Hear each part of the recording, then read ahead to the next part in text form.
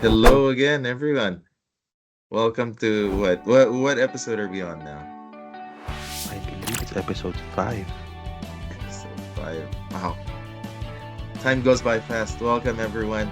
Welcome, and this is again our show, Cali Manila Chronicles, Chismis at Recuerdos The podcast. podcast.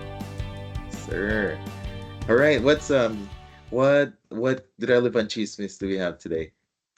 This week's a little big.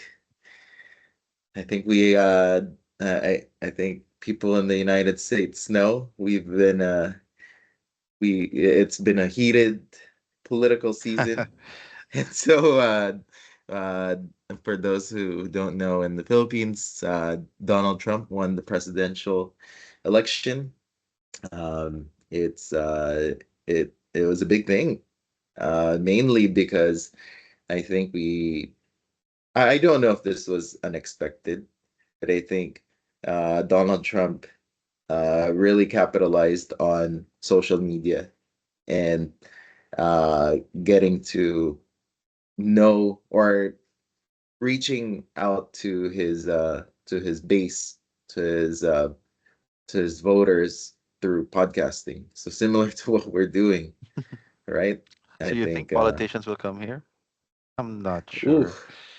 I don't know. I We think will see that, you know. that's the dream. The dream is the dream is for us to be able to uh get more experts out here on this podcast and hearing from them. But obviously, we have our friends that are going to be joining us throughout the show that we can learn from as well, and they are experts in their own right. So, um, yeah, that's a big thing. But definitely, podcasts have a special place now to reach audiences of different ages and races, and socioeconomic classes. So, uh, very interesting that that's how you went about it. And I will say, podcasting definitely had a space there. So shout out to podcasts.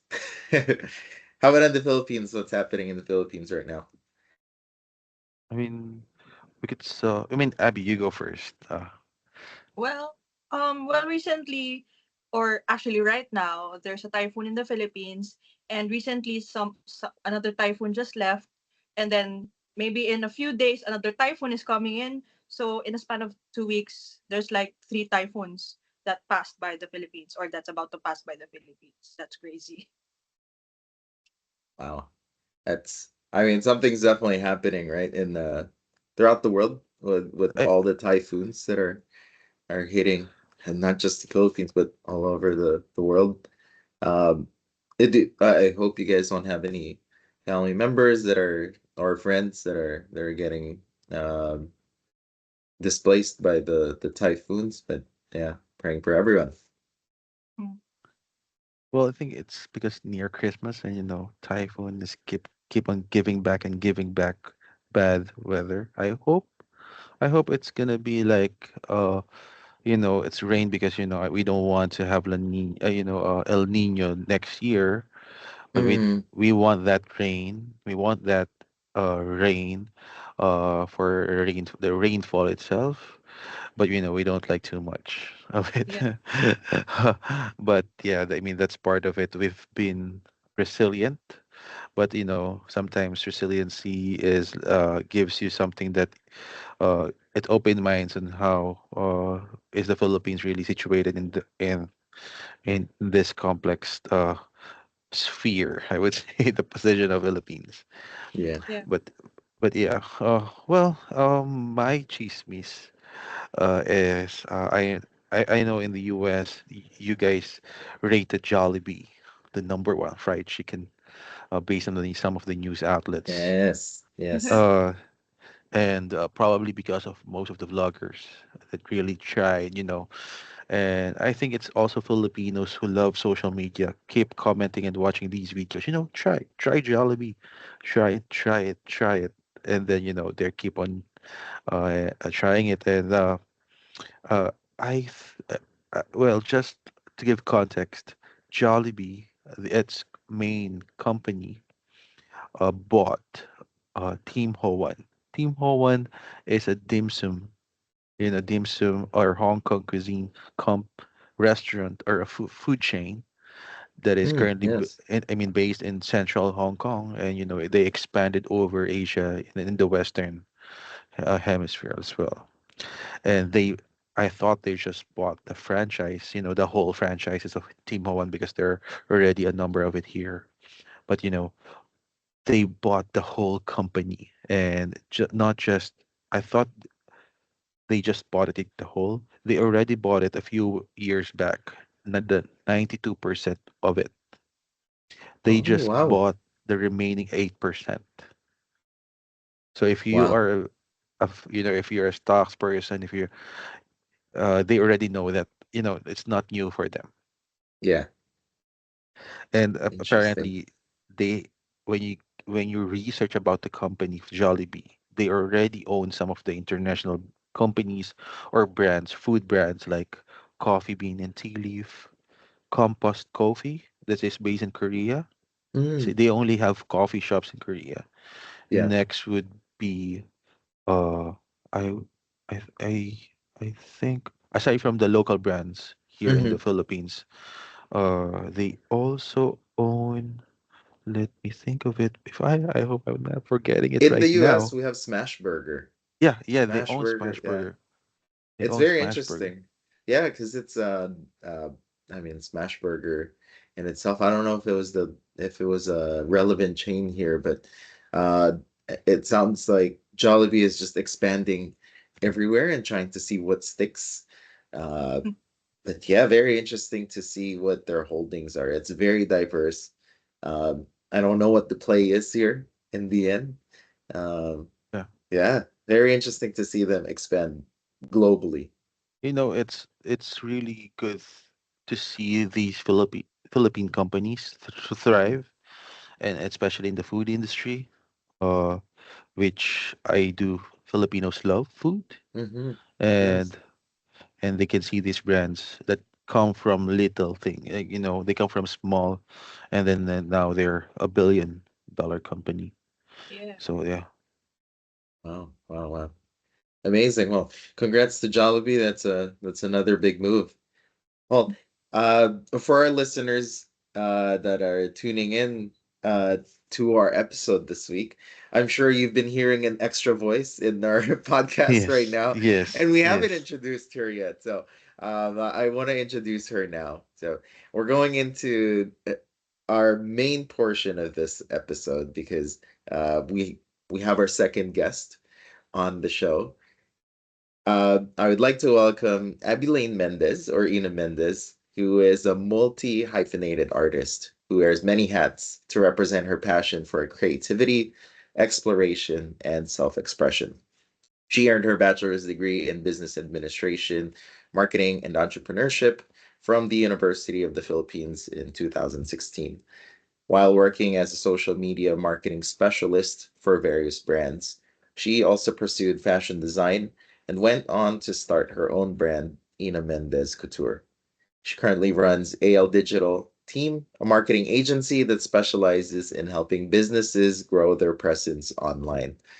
Ina also considers music as her soul's language, so in her free time, she writes and produces acoustic music with EDM infused tracks, which you can find on Spotify. Yes.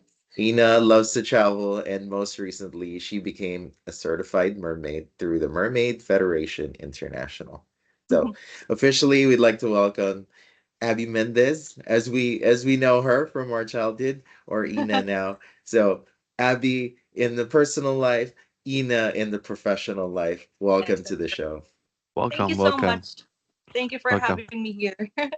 Of course, yeah, we have the pleasure of calling her a friend of also over 20 years. So Yeah. for our listeners on this podcast, we have a lot of friends that we've known for many years, and so Mm-hmm. it's been so great to reconnect. Uh, Abby, where have you been? Tell us a little bit about where are you right now, or where are you based right now? Well, right now I'm in Quezon City, and but actually tomorrow I'm gonna have a flight in the morning. But right now I'm in Quezon City in Manila, Philippines. So yeah. Got it. Got it. Yeah, And Manila. would Manila. Okay, we gotta get some guests on the other side, but right Yes. now we're in Manila. Yes, yes. So, Abby, I think it's been so I will shout out to our guests that Abby, if you guys saw my my wedding barong suit, Abby Mm-hmm. was the one who graciously took the time to create that piece for me. It's a one of a kind piece. Uh, and it's crazy because all of that we did during the pandemic. We Mm-hmm. did it all virtually. And Yes. so I haven't seen Abby in person since we were in sixth grade as well.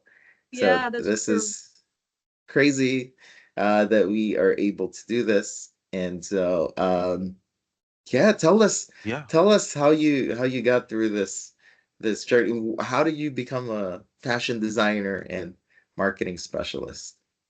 Well, you mentioned that I wear a lot of hats, but before getting into this, where I am now, I've been through a lot. Like, for example, in college, I shifted many courses before getting into business administration.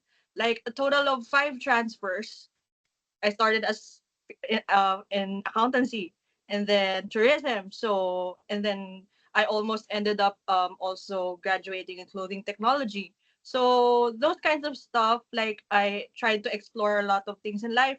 Also, exploring different skills. I also established different brands as well before getting into Mendez Couture. So in a nutshell, well, I've been through a lot. Like I took the time to explore and figure out what's in it for me. Mm, Hmm. got it. And what was it that did you know that you were gonna end up here when we were growing up, I guess, like what inspirations from our childhood did you like or were there moments in our childhood where you were like, oh, I wanna design clothes or I wanna do Hmm. social media marketing. I guess social media wasn't as big back then, right? Yeah, But Yeah. Well, it's yeah. only Because back Friendster at the then, time. yeah, exactly. It was supposed to say that back then it was Friendster. But when it comes to fashion design, to be specific, um, when we were in elementary school, I was in art club together with Angela, and yeah, so like like Mark, I was also in the art field when we were when we were back in grade 6. So I guess it rooted from there that that interest in art, and then over time, like when I was growing up, I needed some form of self-expression, so I kind of like converted that art thing into something functional, which is clothing, hence ended Hmm, up being a fashion designer. wow. Wow, Wow. wow. Uh-huh. Do you have any art pieces from back in St. Mary's that you're like, oh, I want to redo this now that I'm older? Was there Uh-huh. anything then? Yeah, I remember our teachers would always point out that I keep on drawing the Mayon volcano. So when I remember Arvin was actually supporting my indigenous cultures advocacy a few years ago. And my advocacy there was also to promote the Albay region. So Mm, just to recap, I was drawing my own volcano back in the days. And then when I had this, and then now, or a few years ago, I created a collection that's inspired by the story of Magayon or the Mayon volcano.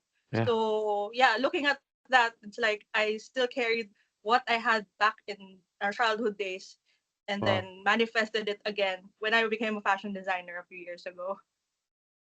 wow, that's You know very the beautiful. Go Yes, ahead, John. Arvin. And you know the good thing that Abby shared earlier, which I wanted to touch base with, is the patience. The patience where uh you go look for your niche. Mm-hmm. And I know that's very UP, I would say. You can correct me that. There's the freedom to, Yes. go and find what you really what really is for you. Yes, Hmm. exactly. and I would say it's not that flexible on other universities, Mm-hmm. which I hope it could change somehow, Mm-hmm. because it could give these students maturity enough, that they decide their goals and their aspirations. It could change. It could change. But I think there was that time where some of us, and I would say most of us, would not dictate it because they want to work right away. They want Mm-hmm. to earn right away. They want to finish college right away. But that that uh challenges that I think UP is presenting for their students, giving them freedom to, is making them more matured, making them more accountable in life. There's different choices as you go along. It's really up to the individual, but it's good thing for them that it's up to you. It's always up to you, Mm-hmm. right? Yeah. Agree. It's up to Yeah, you, and because you go yeah, elevate, right? yeah, I agree. And also, in UP, like it's already normal. I mean, well, not really normal, but in UP, it's okay to not be on time, like a certain standard that you'll graduate 4 years. Cause yeah, like as Sean mentioned, uh, that freedom of putting the decision on you when you will take your time, because we have different timelines in life. So that decision of accepting that and exploring what you really want in life, it's a privilege that we got in UP. Mm. Wow. That's beautiful. Shout out to UP. So for our listeners in the United States who don't know what UP is, that's a University Ah, of the Philippines. Yes. Uh, yes, that's a yes, state university, which is like the yes, main state university. I was also a graduate, I would say. I'm proudly say I'm also a graduate of when I got my master's degree there in UP, which that's why I love to share that because yes. I felt that even though it's like 2 years of studying master's degree and you have that network right away, it gives you that experience. Yeah. Yes, yes. I think it's a very uh that whenever I talk to people who graduate from UP, there's always this sense of pride of pride in your culture. And I think that's what UP instills, right? UP instills that pride in the Filipino culture, but also in whatever work that you do. So Yeah. uh very very glad to hear it again. I think we hear it reiterated many times from different people. So, Abby, I wanted to go back real quick to the project that you did. What is your connection to Albay, and why were you Yeah. so I, passionate I want. about Yeah. Mayon? Are you a Bicolano? Yes, I was Bicolana? born there. Before Ah, transferring to St. Mary's, I was in Bicol. So when I transferred to St. Mary's, I was really surprised about the city life. But yeah, that's where I came from. is it Yeah, from Albay like a Gaspi Well, a in small Daraga? town named Owas, but it's in Albay. Ah, I see. Well, Mhm. yeah, I would like to share also that my province for my father is Daraga Albay. Uh, Oh, yeah, Bicol so too. oh, yeah, so I'm a half Bicolano, half Batangueño. Uh, I'm always in Daraga when I was in childhood. Right now, it's very seldom in somehow because of what I'm currently set up. But yeah, Mhm. uh, it's been a while been there. So I'm hoping I could come back in Yeah, Daraga. yeah, Magayon. Magayon means like beautiful. yes, Right? Magayon. Yeah. yeah. wow. And in Albay, what is their like what products do they create? Is it the textiles, and is that why you wanted to highlight textiles in Albay? Well, Albay and Bicol in general produces a lot of specialties, but I highlighted the abaca fabric Mm, in that collection since I'm a fashion designer. So I took that opportunity to promote the abaca fabric of Albay. Hmm. Got it. Wow. Yeah. Wow. Very beautiful. Yeah, I still remember the pieces there. I know that felt like such a long time ago, but it just seemed so it I was so proud to see it when you were making your pieces. It just seemed like a story that was not talked about often enough. Mhm. And especially for it to resonate here. So there is actually a brand that I wish I wore the shirt, but there's a brand here in the United States called Bago. And what their mission is they've been using textiles as part of their clothing as like t-shirts. So I have like this one t-shirt. It's just white t-shirt, but the back of it is this abaca fabric, just Ooh. textiles. And Wow. so it's beautiful every time I wear it. People ask about like, oh, what is this piece of fabric?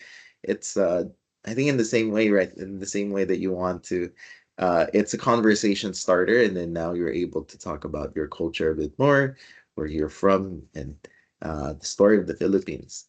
It's beautiful, Yes. Zoe. Yeah. Yeah, the story Uh that comes with the fabrics. yes, yes, yes. So in terms of fashion design, have you moved away from that, or are you still doing some fashion designing Well, yeah, nowadays? I'm still doing I lie load, but I'm still, maintaining my brand functional, accepting some clients from my close friends, but I focused on digital marketing for now. But it's still there. Got it, got it. Yeah. Tell us more about your digital marketing business. So what are you doing? Okay, so Abilene Digital or AL Digital is servicing small to medium businesses, specifically social media management, web design. Like Mhm. if you can see, oh, my laptop is closed. But anyway, yeah, we create websites as well. So we focus on the Australian market, some Philippine market as well. We used to have US clients as well. So yeah, that's so far what we're doing right now in Abilene Digital, and we are a team of different of Filipinos from different parts of the country. Someone's from Albay as well, Mm, from Bicol. Someone's from the Visayas. So we're working from home. Yeah. got it. Got it. Hmm. That's beautiful. So you can provide the flexibility to your employees, and you can and you guys get to work with everyone from around the world. Yeah, exactly, exactly. The work from home setup is ever since the pandemic started, it gave a lot of opportunities both in the business, I mean in the B2B Yes. side of things, and as well as internally in the company. So yeah, the Yes. wonders of work from home. Yeah. Wow. Wow.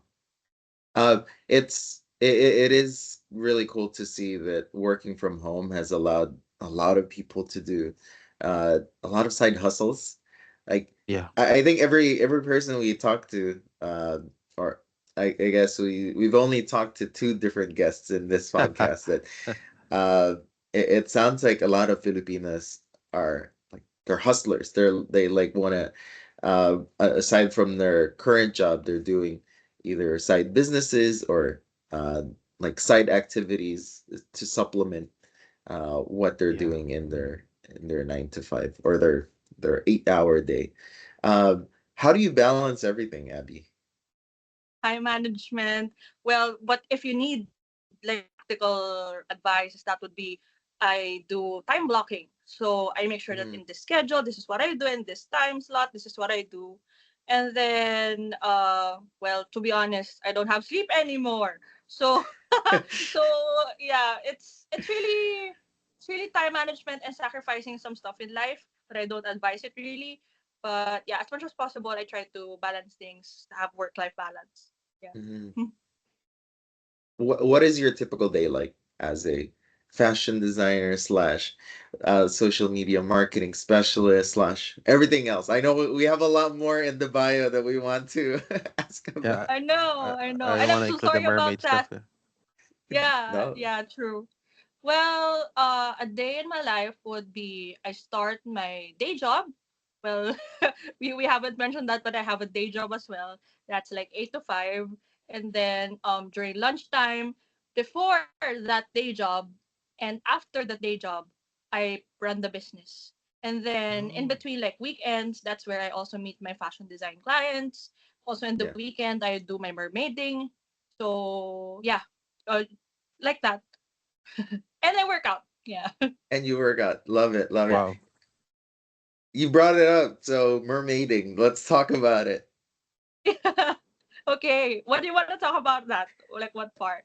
How did you Any get into it? Like, yeah, let's okay. talk about because I don't think that's a typical hobby, and it's just so amazing Yeah. because it's very unique. Tell us more about it. Yeah. How did you get into it? Okay. So this is a story that I would always tell other people. When I was in preschool, our teacher asked us, "What do you want to be when you grow up?" And with all my heart, I said that I want to be a mermaid, and everyone laughed. My teacher, the students. But then, when I during that day, I said to myself, one day you're gonna see me as a mermaid for real. So, but then I didn't, Wow. I didn't expect how that would happen, or I didn't plan how that would happen. But when I grew up, I wasn't a swimmer at all. Like I would always be in the gutter, and I only learned how to properly swim when I was 20 years old. And then I can't get the right strokes of doing the freestyle, the backstrokes, but my teacher noticed that I can do a body wave. So Oh. when my coach pointed that out, I realized and I remembered that I wanted to be a mermaid, and then I took this opportunity to like um practice mermaiding. So I said, why not I start training to be a mermaid? Because back then, like when I was 20 years old, the mermaiding industry is already starting to get attention here in the Philippines. So I started training recently, Mhm. and then I also did like a music video that's inspired by my mermaiding life. And right That's now, I am awesome. a Yeah. certified mermaid. Yeah. Wow. Wow. Wow, wow. What do you get to do with so with your certification, do you um like Does do you it have have like a performances or like yeah? yeah, Sean, go ahead. Well, no, I was about to ask if there's like a competition about it, or like a contest, or a performance. Do you? And also, I would say I'm not I'm not surprised that there is a group for it. Mm-hmm. Uh, it's just uh it's just like, oh, there is, like, that, Yeah. oh, there is, and there's in the Philippines. Oh, oh, okay. And then, if you could tell us more about it, if there's like performances, like, that probably we could watch, and like it's a real life mermaid, right? It's Yeah. not, and it's really, if I could, I did saw the videos, and it's like, it's hard. It's hard. You thought that they're making it funny. No, it's really hard. Yeah. Co- Yes. So, like, kudos to you for that. Thank you. Well, to answer your question, recently my friends, because I'm still in the beginner side, but my more professional friends were sent to India. They were like there for 45 days to perform as mermaids um in up in theme parks. Although personally I would like to veer away from that because I'm sort of against animal captivity. But yeah, Mm. that's one thing that they could that mermaids could explore. Also, we could be hired as mermaids in birthday parties as well. Yeah, yeah. Like when you're gonna be on the pool, and then all the children are gonna be like, "Wow, there's a real life mermaid!" And yeah, and also Wow. yeah, like what I did, I made a music video that's inspired by my mermaid life, so I really went to the ocean. Yeah. Wow. That's wild. Is it how do you train for it? It's so like how do you train for mermaiding and do you train in the pool? Like where do you go to Yeah, do all of this? yeah, we train in a very deep pool, and ironic because before I can't swim, but now I like the Wow. pool is like maybe 3 times my height. So and then these pools are usually in the southern part of Metro Manila. So it's Mm-hmm. kind of far from where I am now. But yeah. And then I have a coach. So there's a coach, and Mm-hmm. then he or she oversees me and make sure that I'm safe. So that's like that. I see. Does it teach you how to dive as well? Like Yes. how far, how deep? Aha. So actually, before we start the training, there's like an examination of how to control your oxygen, how like what percent of oxygen is retained at a certain level of depth. So yeah, controlling diving and then controlling your oxygen and carbon dioxide at the same time. So yeah, that's how mermaiding works. It's not just like knowing how to do the body wave. It's also controlling your breathing. Wow. Oh my god. That feels like, yeah, it's a workout in itself. Yeah, Which, that's a workout. That's too what is much. your that's too much. What is your end goal with mermaiding, Abby? Uh do you eventually want to do this as like your full-time job, or like as a side hustle, or yeah. You know, the thing about me is, yeah, like what you notice, I'm a jack of all trades. Yeah. But I can say that I'm trying to find where I'm mastering, and mermaiding is for me like one of not really a side hustle, but one of Mm-hmm. the many. But my Mm-hmm. end goal for this is like what my teacher has instilled in me. I want my mermaiding to also send a message to other people that our oceans are in danger right now. So a lot of fishes and uh, sharks are at risk of being endangered. So that's also part of my mermaiding. It's also trying Mm-hmm. to carry an advocacy. I see. I see. Mhm. It sounds like, I'm listening to all the sharing that you were doing, and it sounds like you're really passionate about various causes. Like, Mhm.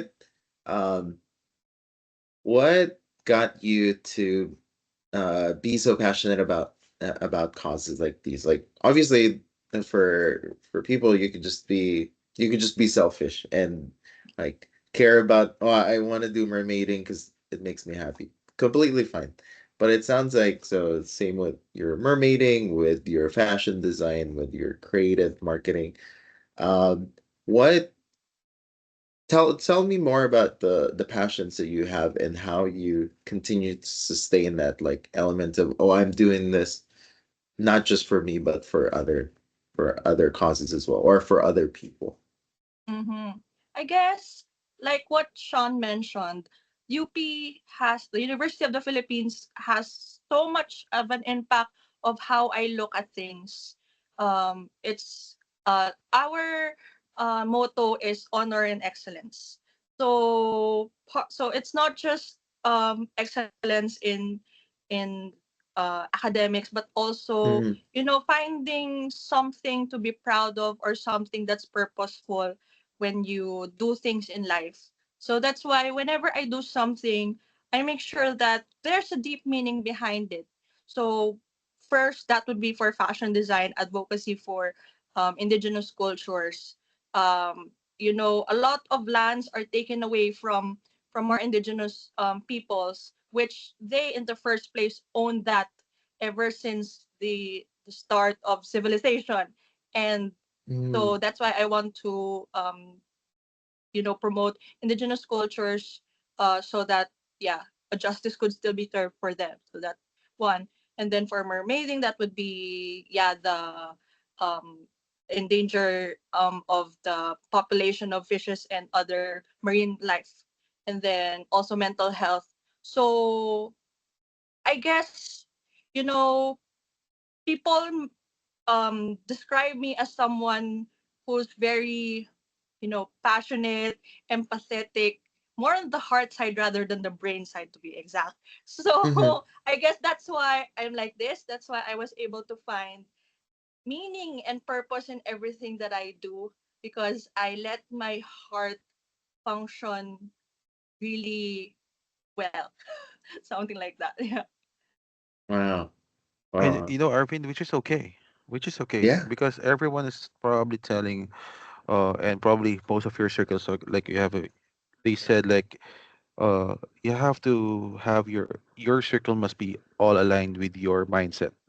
Like you have to Mhm. choose these people with a positive mindset so that you have those at the same time. But I would say, nah, no, it's not really for everybody. You cannot, you will not control, not just like that. There's always be challenges, and to add to that, that's why uh that's why it's okay. Like heart over your mind. It's okay. That's Mhm. okay. Mm-hmm. You know, you're still thinking about it. You're still thinking about it. It's just you choose to uh to you choose heart, Mhm. which is, I would say, for the end time. Okay. Yeah. It's because everyone will be telling you, probably it's not probably, or on a race, or very on the Filipino culture, that you're not smart enough. I mean, you're always on a teleserye. You're smart enough. You have a brain that you could use this. Why did you Mm-hmm. choose your heart? But Mhm. it's not romanticizing it. It's just they know it, and they just choose heart. And Yes. Yeah. Wow. No, that's beautiful. I think part of what it is too, right, is that I wanna um say thank you to the foundation that we had growing up as well. I wanna say that uh like if it's not clear to our listeners that the people that we have here, the guests and me, Sean, Abby, Mark, we all grew up in we all grew up at St. Mary's College, where I think they really surrounded us with this, like, with these ideals of empathy and getting to know people and getting to appreciate our differences, Mhm. uh, and instilling that to us early on, that it's a I think it helped that it's a Catholic education. There's this idea of, like, at the very heart of our learnings, it's about empathy. It's about uh, being good people first, and then the rest of it. We're all obviously all of us are very smart people too, so they didn't lack on that. Like, the education was a very strong component. Um, and I think if this episode isn't enough to say St. Mary's is a great school, UP is also a great school. Like, I wanna hear more about UP, and I wanna hear more about all the education that you guys have. But I will say we are hitting our 40-minute mark. So I think we're gonna have to go into a second episode with you, Abby. We're gonna have to cut this episode and wrap it up here real quick. So for our listeners, uh, thank you guys again for listening to another episode of Cali Manila Chronicles, Chismes et Recuerdos, the podcast. We'll see you guys again soon. We're gonna continue this conversation, so tune in.